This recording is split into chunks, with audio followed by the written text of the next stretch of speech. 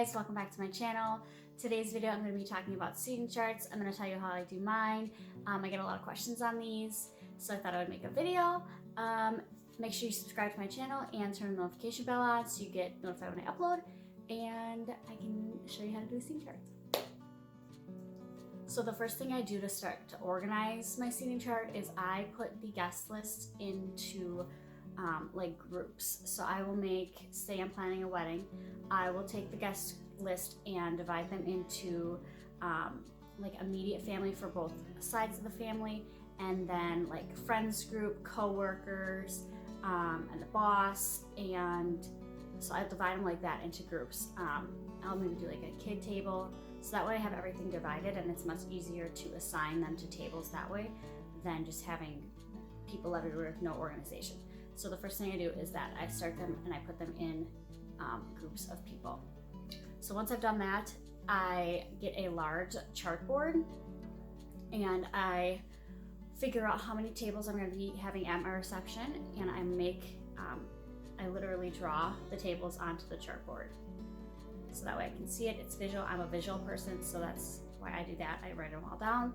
And then on Post-it notes, again, because I'm visual, I take the groups that I've made and I write the names on the Post-its, and that way I have it all written out and I can assign groups to tables like that, and it's easier to move a group than it would be to move an individual person. So you're gonna wanna make sure that you also have in your groups an even amount of people depending on the table you have. So if you have a circle table, most of the time those will seat 6 to 8 people, and then a rectangle is usually 8 to 10, so that there's 4 on each side and then 1 on the end. So just depending on the size of table you have, that's another way you can divide your groups. So make sure those groups have even numbers.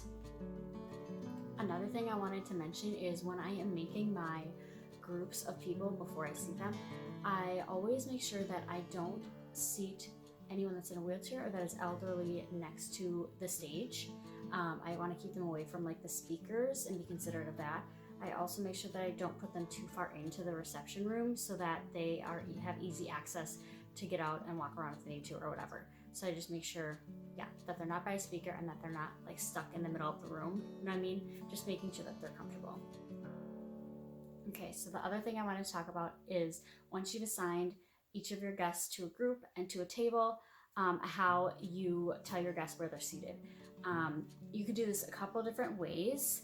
Usually in the beginning of the reception around the entrance, they will have how their seating chart is going to work, whether that is having each name on a placeholder, or they have also a large chart of each table being numbered, and then you just find your name on that chart. Also, another really fun thing that you could do is you could incorporate your theme. So if you're having like a Disney theme, for example, I don't know if you're gonna do that, but if you're having a Disney theme, you could have each table have a character on it, and then each group is assigned to a Disney character, and that's how they know I'm seated at this table. Another really common question is, do I even really need a seating chart? And my personal opinion, I think they're extremely beneficial. I think when a guest walks into a wedding and they see that, okay, I have my seat assigned, I have my table assigned, I can go mingle for a little bit, I don't have to worry about where I'm gonna sit or finding a seat, so that I have that. It kind of takes a little bit of stress of where am I gonna sit from your guests. And they don't really take that long to make. Once you have all your RSVPs, it's kind of just sitting down and saying who we want where, and that's really it. So I think they're extremely beneficial. I think that if you don't want to assign specific seats to guests, just assign them a table and then have them just kind of decide where they want to sit at that table. A little more organization, but not like you're seated here, you're seated here. But if you want to do that, I think it's kind of a nice touch. You can do a cute little place setting with that, with their name on it.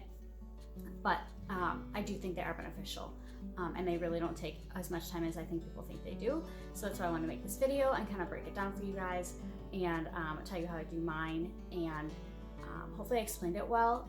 If you have any questions, leave them in the comment box below, and I can answer those for you. But I have a baby next to me. But I just want to do a little recap because I'm an organized person and I like to, sign, seal the deal. But yeah, so you're going to need a large cardstock, Post-its, writing utensil, and your guest list and your RSVPs. And that's all you're gonna need to do this. Yes, that's all you're gonna need.